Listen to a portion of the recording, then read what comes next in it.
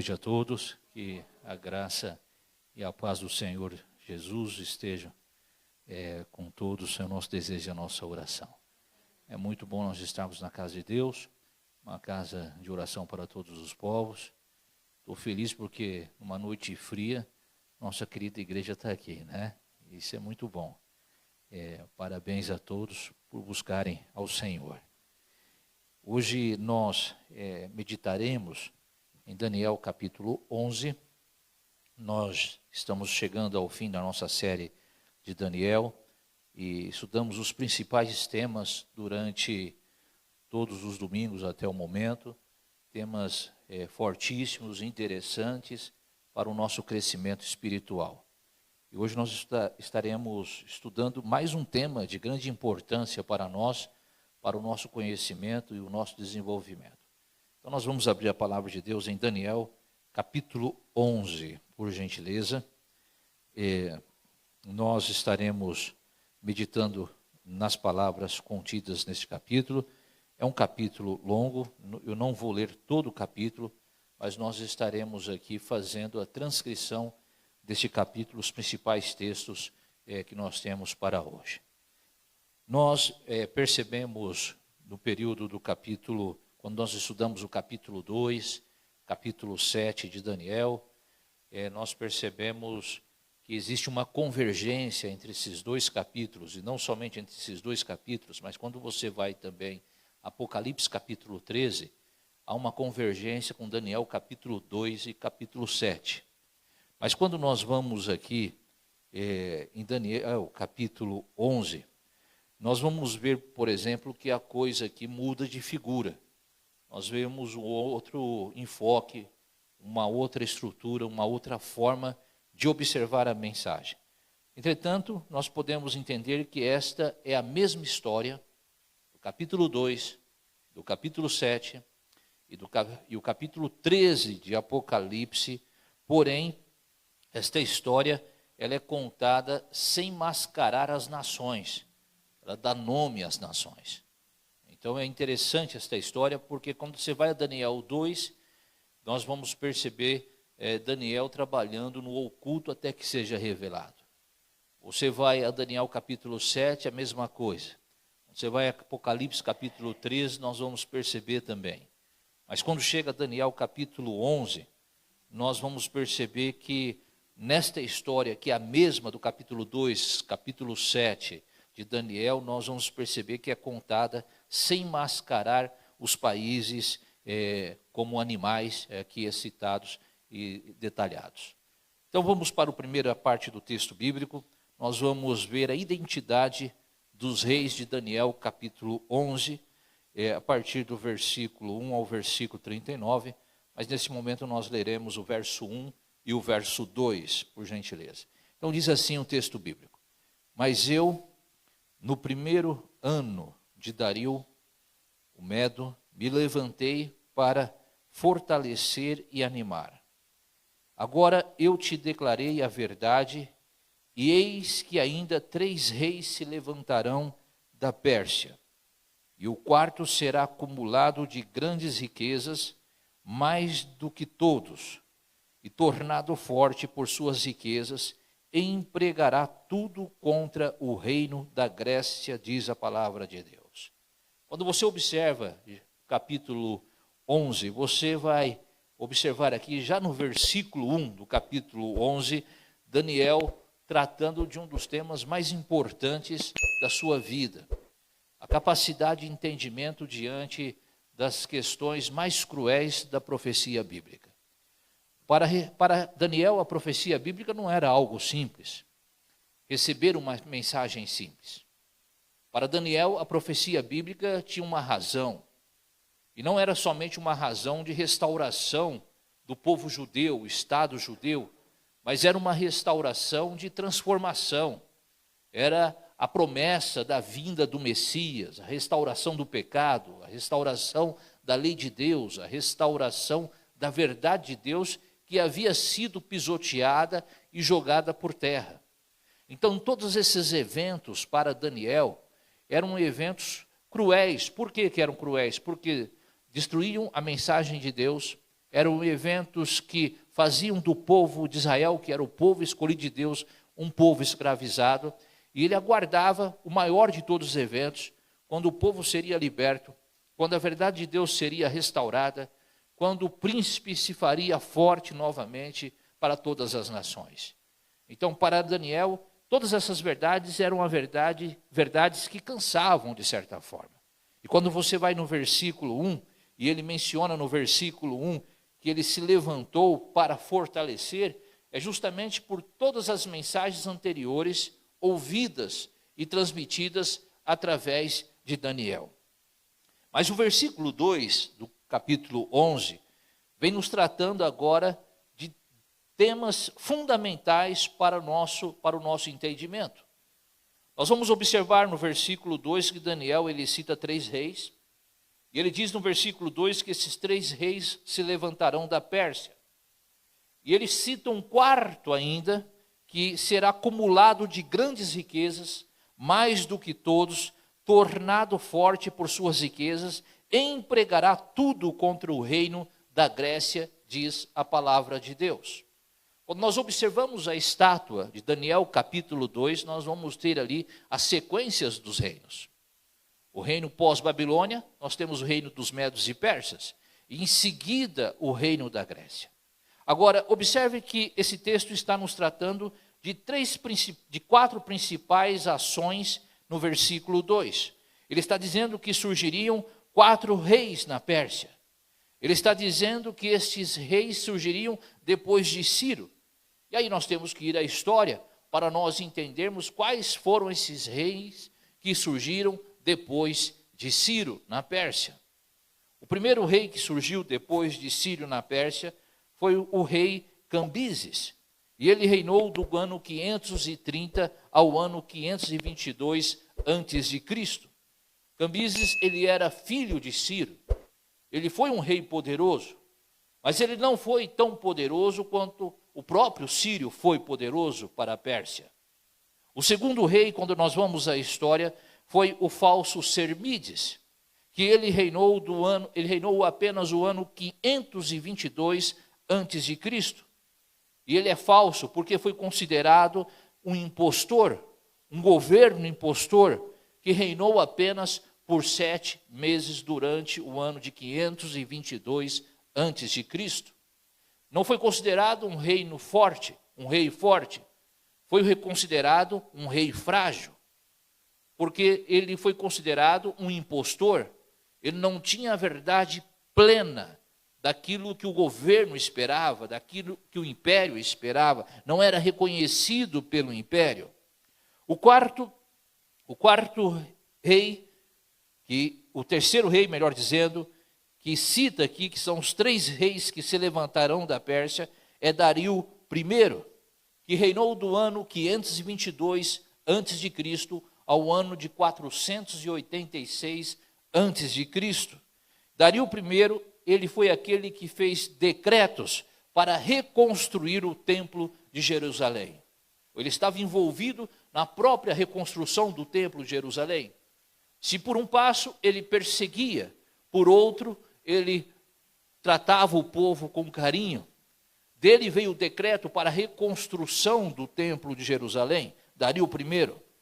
E o quarto, diz lá que será acumulado de grandes riquezas, mais do que todos, tornado forte por suas riquezas, empregará tudo contra o reino da Grécia. E este é Xerxes, que reinou do ano 486 a.C.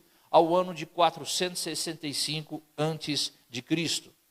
Ou seja, este rei Xerxes, ele também é chamado na Bíblia, conhecido no livro de Esther. E aí o filho de Xerxes, que é aquele que é Atarxerxes, que foi aquele que emitiu o terceiro e último decreto para restaurar e reconstruir Jerusalém, conforme nós vemos na palavra de Deus em Esdras capítulo 7. Então são esses 4 poderosos reis, aliás, 3 poderosos reis, que surgiram neste período.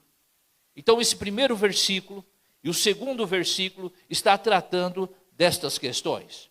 Mas agora nós vamos para o versículo 3 e o versículo 4. Diz lá: depois se levantará um rei, diz a palavra de Deus, poderoso, e reinará com grande domínio, e fará o que lhe aprouver, diz as Santas Escrituras. Mas no auge do seu reino será quebrado e repartido para os 4 ventos dos céus, mas não para a sua posteridade, nem tampouco segundo o poder com que reinou, porque o seu reino será arrancado e passará a outros fora de seus descendentes, diz a palavra de Deus. Quando nós estamos no capítulo 2 de Daniel, o reino que nós vemos sequência ao reino dos Medos e Persas é o reino do quê? Reino da Grécia.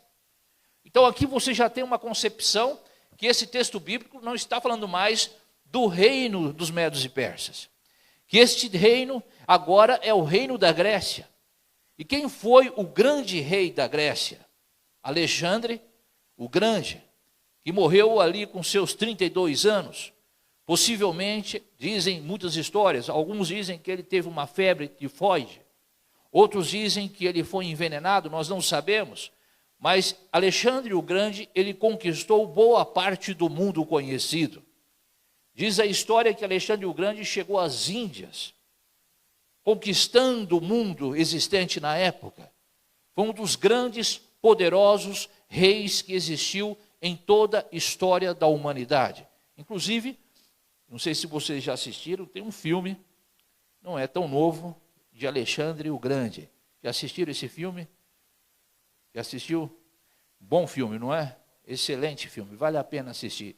Que retrata a história de Alexandre o Grande. Então o texto bíblico nos diz que surgiria este reino com Alexandre o Grande.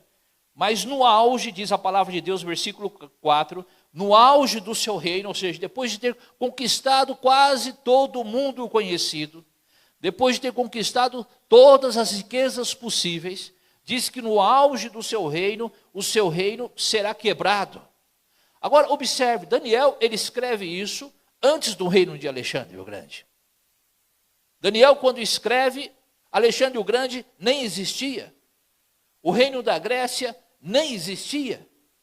Com este poder, não existia esse general. E Daniel, ele prevê, através do poder de Deus, o que iria acontecer. O que estava para acontecer no nosso mundo. No mundo histórico dele. Ou seja, Daniel, ele escreveu provavelmente esse texto entre o ano 605 antes de Cristo ao ano de 586 antes de Cristo. O reino da Grécia é um reino que acontece por volta do ano 300 antes de Cristo.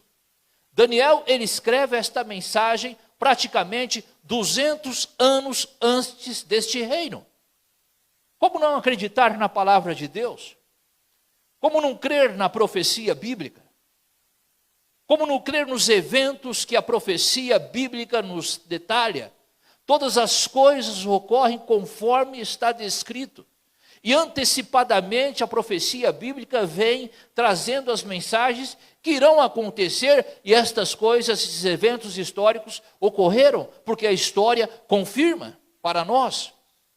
E Alexandre o Grande, diz o texto bíblico, que no auge do seu reino, ele teve o seu reino quebrado. E agora que vem a parte mais importante do texto. Olha o detalhe que traz Daniel neste versículo. Ele diz que ao ser quebrado este reino, o reino ele é repartido aos 4 ventos dos céus. E ele diz, mas não para a sua posteridade, ou seja, não a sua descendência. Este reino é repartido não para os seus filhos, não para os seus parentes. Este reino é repartido não para os seus, não para a sua posteridade, para que o seu sangue real durasse, diz a palavra de Deus, e continua dizendo, nem tampouco segundo o poder com que reinou, porque o seu reino será arrancado e passará, diz a palavra de Deus, a outros fora de seus descendentes. Então, quando este reino, o reino de Alexandre o Grande, ele está no auge das suas conquistas, quando o reino de Alexandre o Grande ele está no auge das suas riquezas, quando ele está sendo reconhecido por todas as nações, dando medo a todos os outros reinos, diz a palavra de Deus que no auge, e no auge da sua juventude também, diz a palavra de Deus que este reino, ele decai, ele se destrói. E assim nos conta a história. E quando este reino se destrói, diz a palavra de Deus que este reino, ele é dividido pelos 4 ventos dos céus, simbolizando os 4 generais que assumem após Alexandre o Grande. Ou seja, e quais foram os 4 generais que assumiram quando Alexandre o Grande caiu? Quais foram os 4 generais? Então assumiram Licimaco, assumiu Cassandro, Ptolomeu e Seleuco, que são os 4 principais generais de Alexandre o Grande. O seu reino, ele foi dividido entre os seus 4 principais generais em 4 partes, diz a palavra de Deus. E a história nos confirma isso. Agora, veja alguns detalhes que Daniel vai nos trazendo a partir do versículo 5 a respeito destes 4 generais. A partir do verso 5 ele começa então a detalhar a respeito dos 4 generais. O que eles fariam, onde eles assumiriam. Então diz assim o versículo, a partir do versículo 5. Vamos ler o verso 5. Versículo 5 nos diz assim: o rei do sul, ainda falando desses 4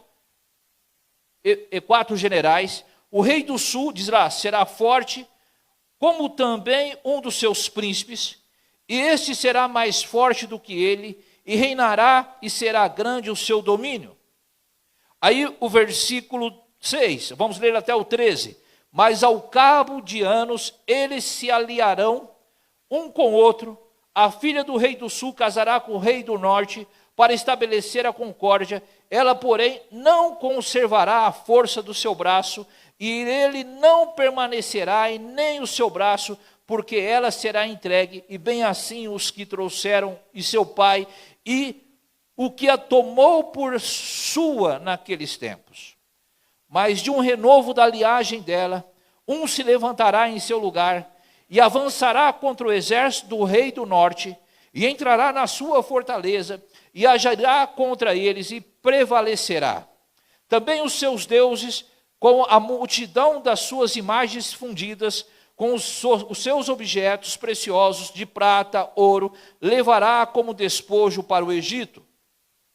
Por alguns anos, ele deixará em paz o rei do norte, mas depois este avançará contra o reino do sul, e tornará para a sua terra.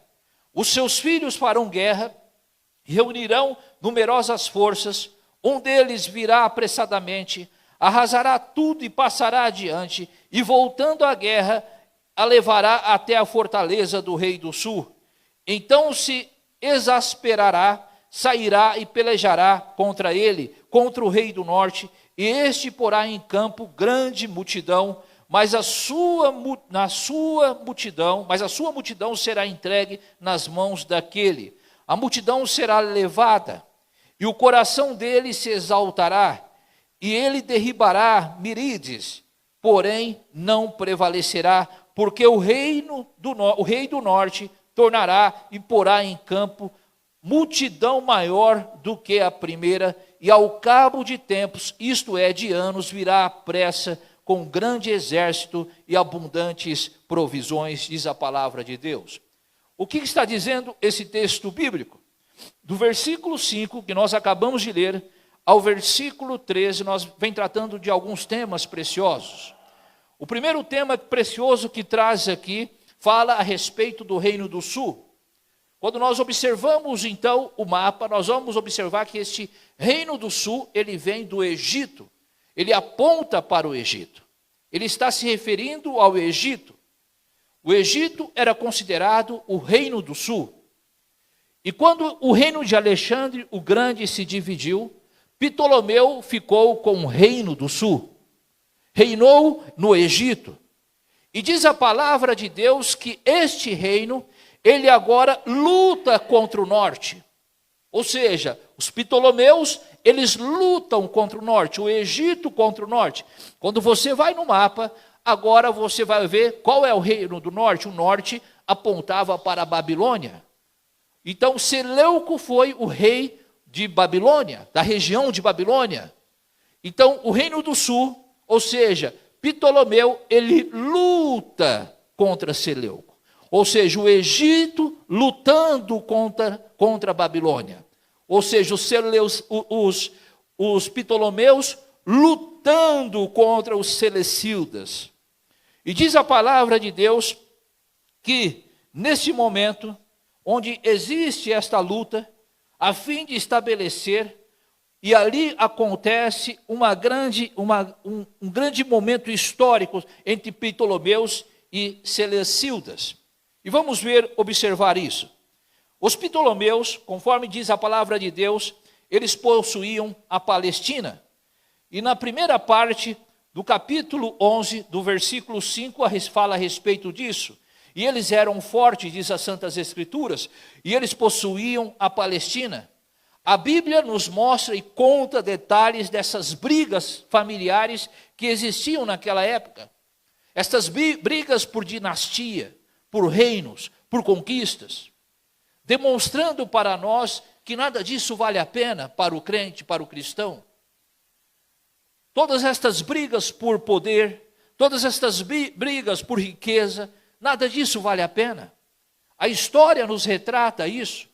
Daniel está nos dizendo que eles brigaram e no fim não chegaram a lugar algum. Que eles lutaram pelo poder, mas no fim não chegaram a lugar algum.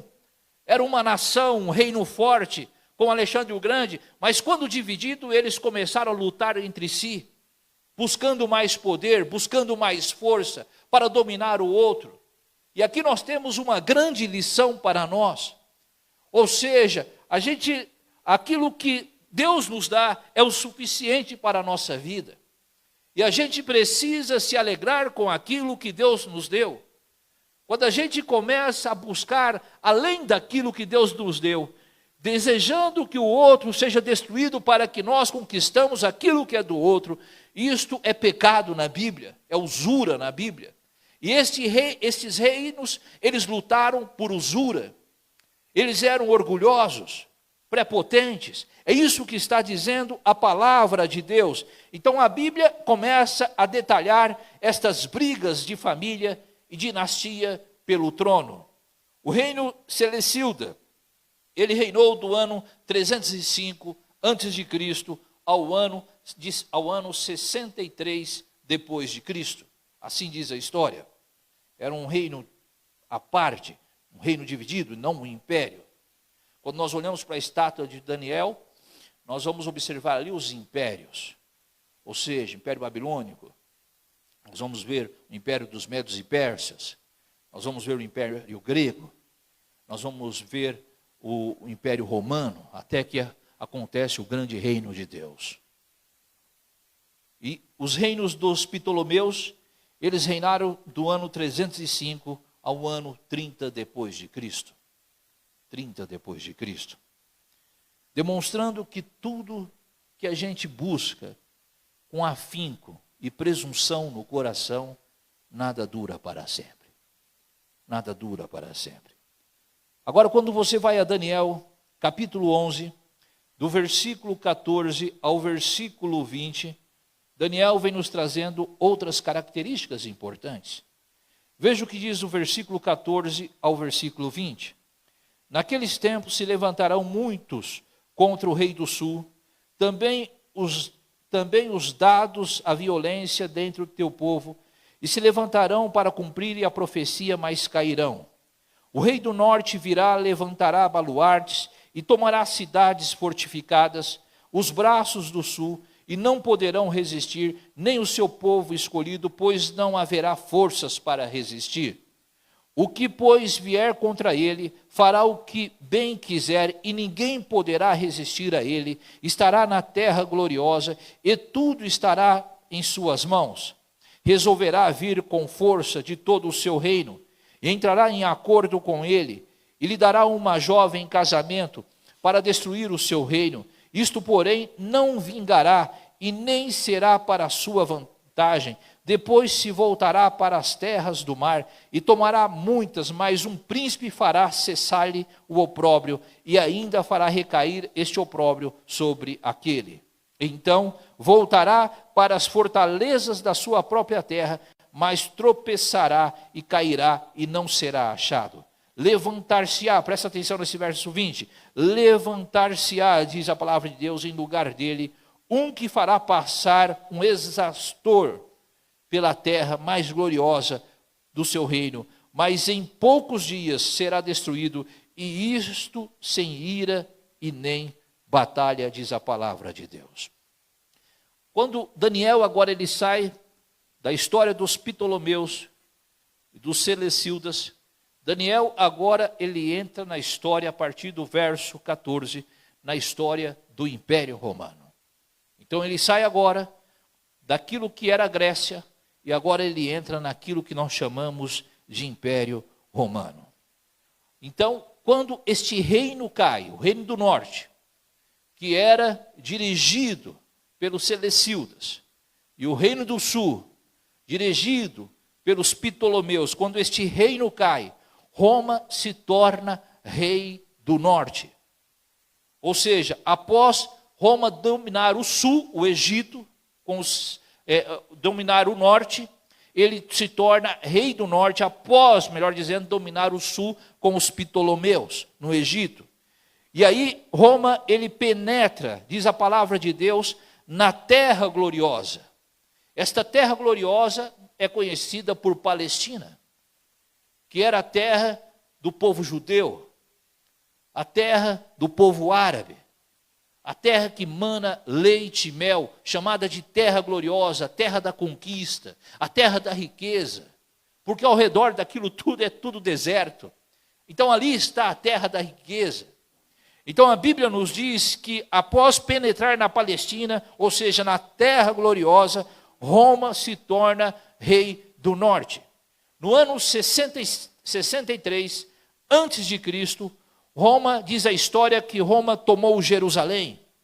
E após tomar Jerusalém, ela permanece nesta terra gloriosa na Palestina. E ali fica, durante todo o período de Jesus Cristo, até o ano de 457 depois de Cristo, mandando e desmandando em toda aquela região.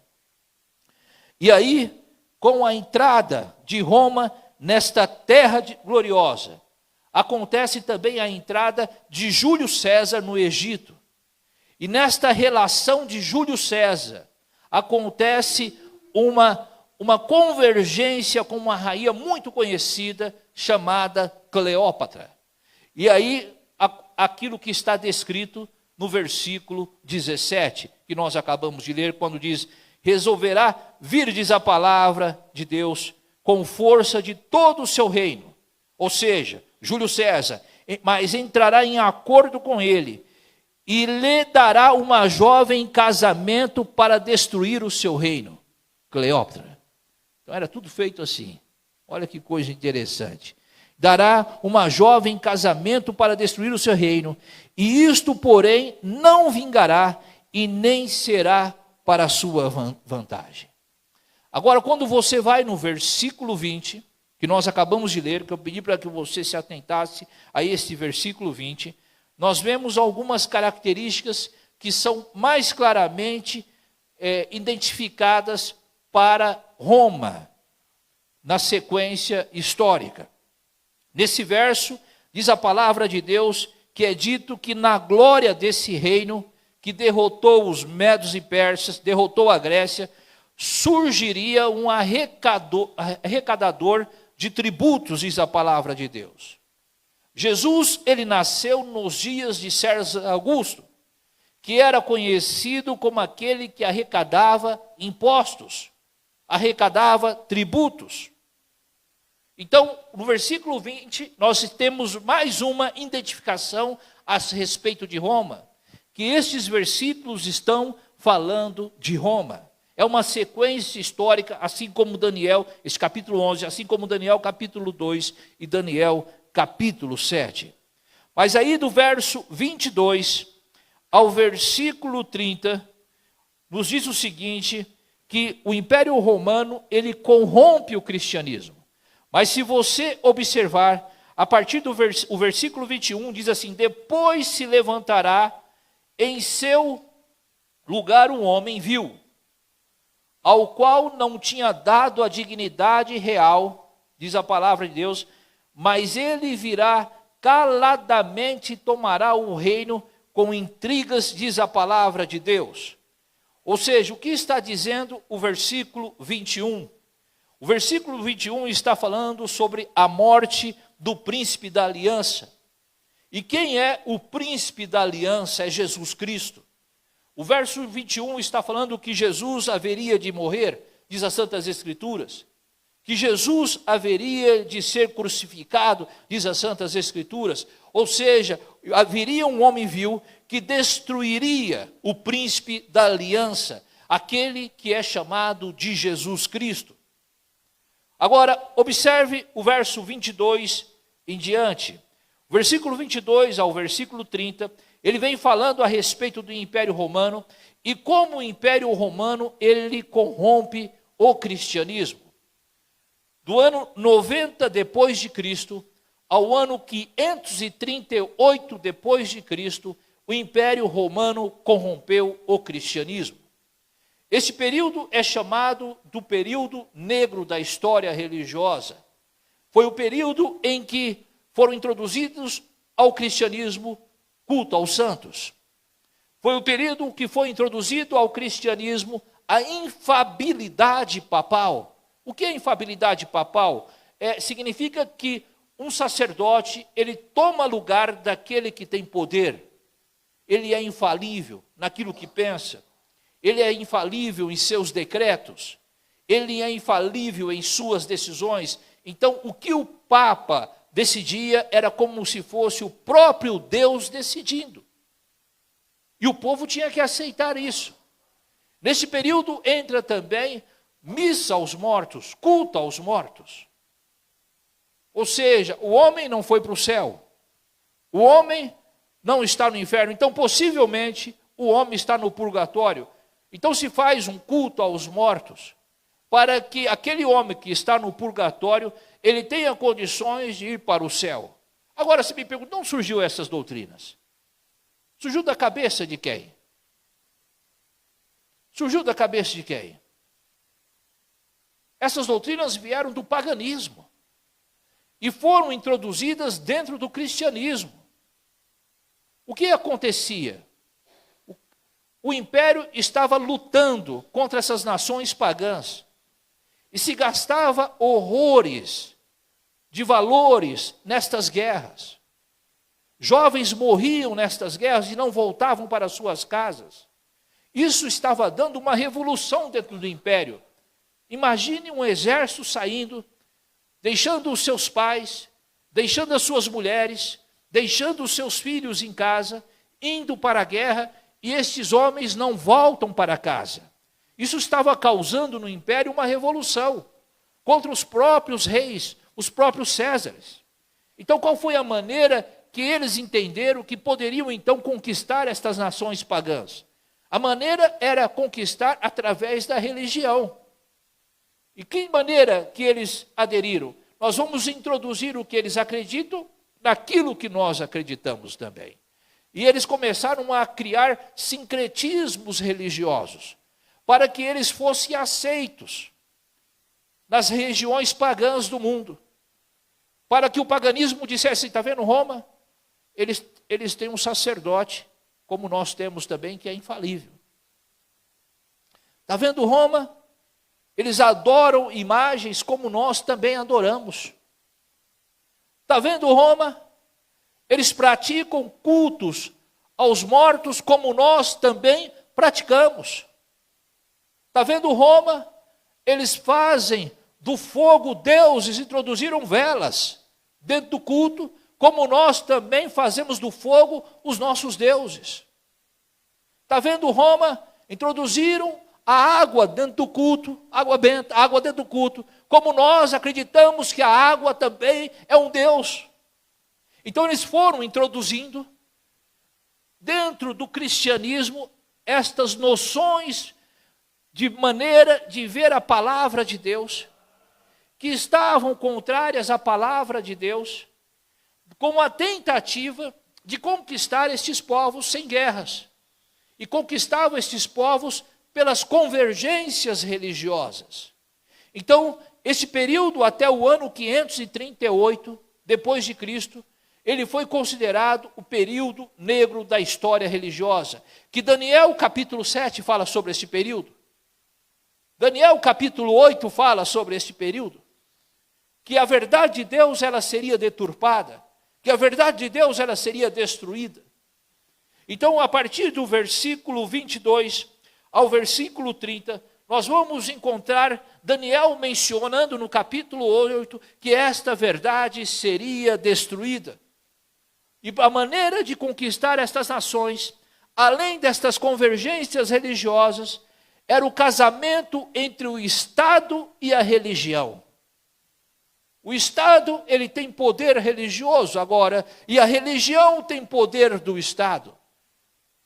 Não eram mais estados laicos, mas agora a religião, ela tinha poder no Estado. Ela poderia definir o Estado. E aí, até hoje, em alguns países da Europa é assim. O próprio Reino Unido. Quando você tem lá, tudo bem que a figura do príncipe, do rei Charles agora, é apenas uma figura para a mídia e para a população, para dizer que tem um rei, porque lá tem um primeiro-ministro. Mas existe uma religião do reino, que é a religião anglicana.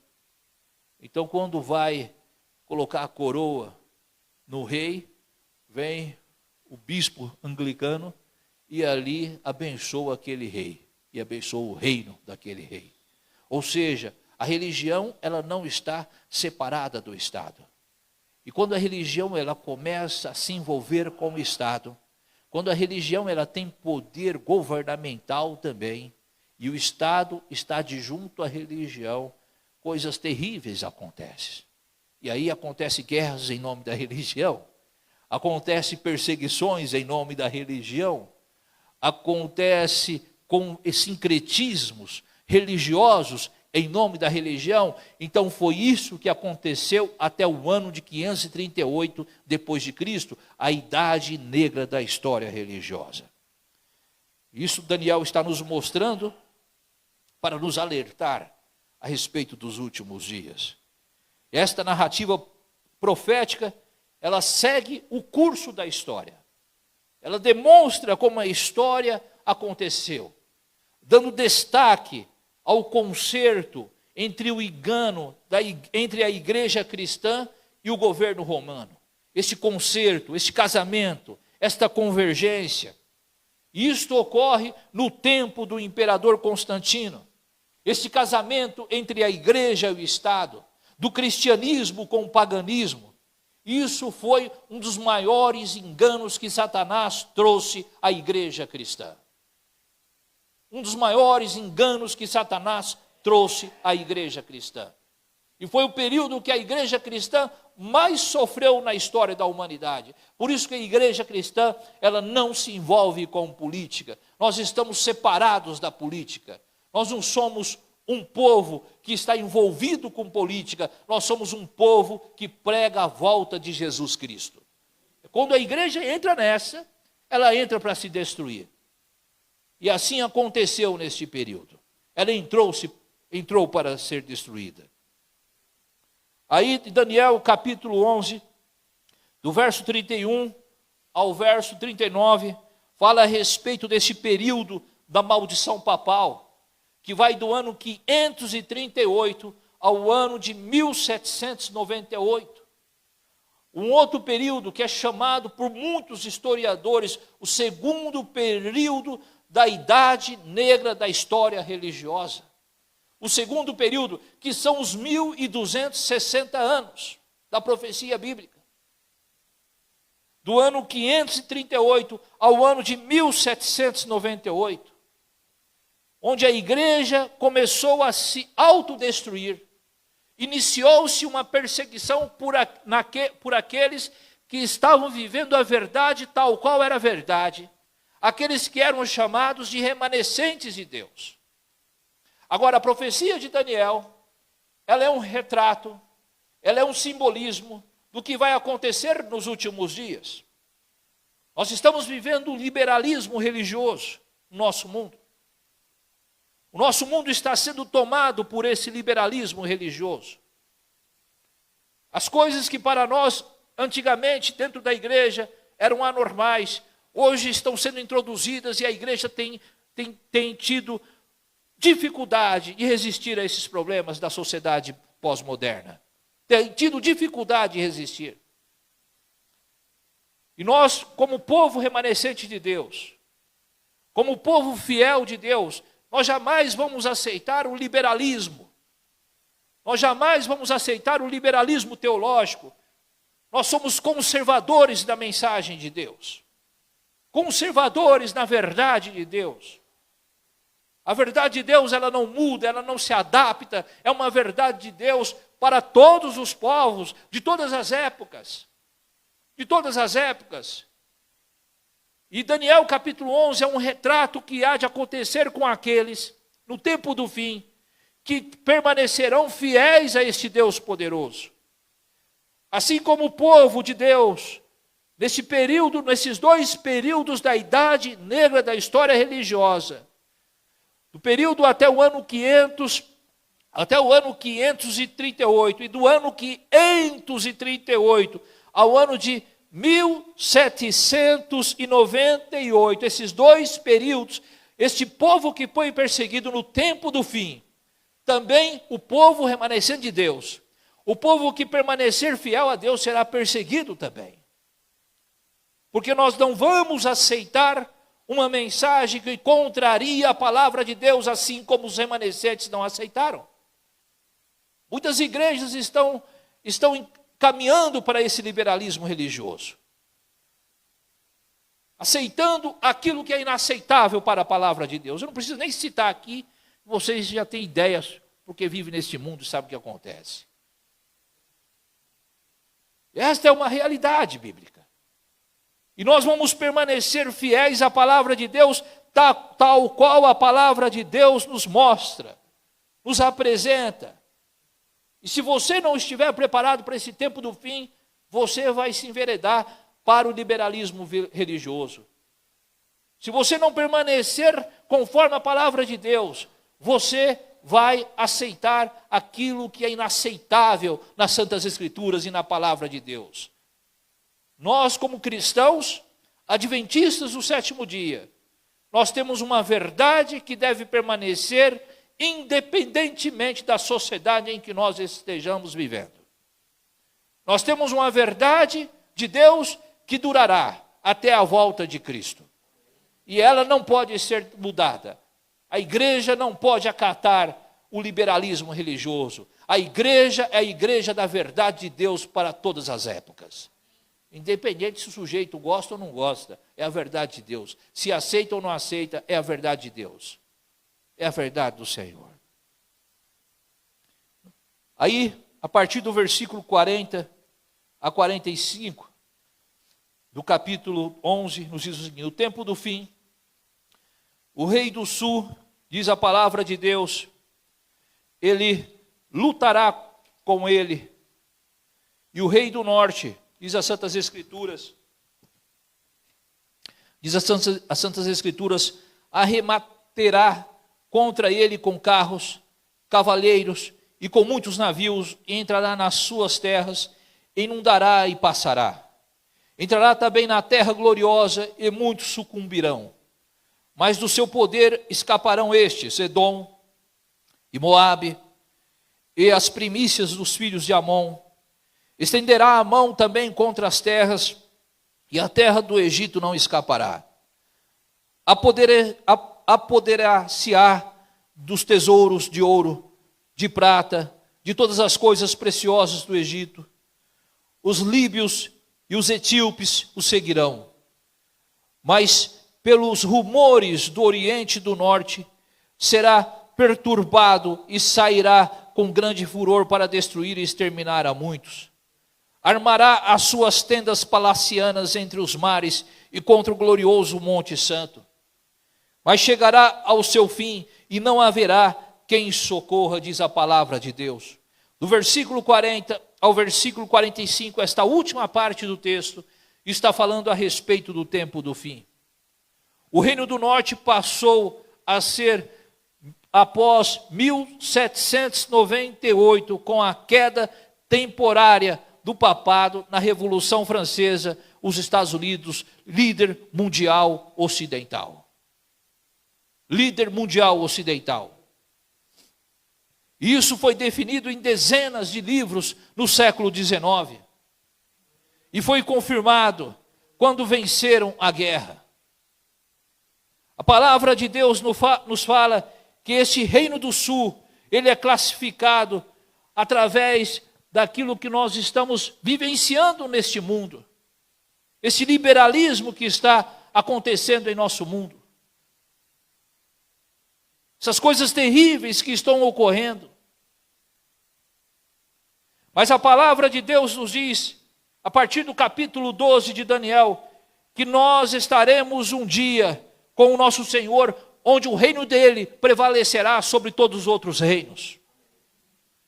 Onde o reino de Deus vencerá todos os outros reinos.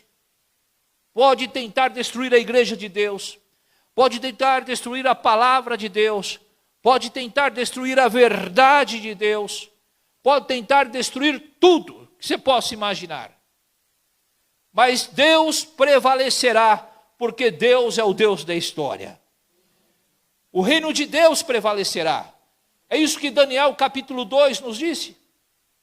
Quando aquela pedra sem auxílio de mãos é soltada, destrói todos os reinos da estátua, destrói Babilônia, destrói os Medos e Pérsias, destrói a Grécia, destrói o Império Romano, destrói as convergências europeias simbolizadas pelos pés da estátua, e se forma o seu próprio reino na terra, o reino de Deus. O nosso fim é a vitória final em Cristo Jesus. Então, aparentemente parece que nós estamos sendo derrotados.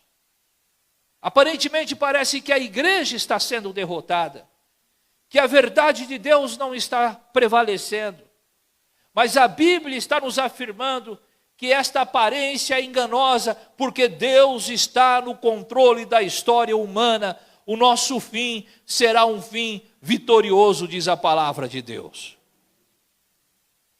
Então a gente tem que permanecer firmes na palavra do Senhor. A gente tem que permanecer firmes na verdade de Deus, ainda que custe a nossa vida. Ainda que custe a nossa paz nesta terra. A gente não deve, de forma alguma, deixar que a palavra de Deus seja o nosso referencial. Que Deus abençoe você. Que a graça de Deus esteja com você hoje e sempre.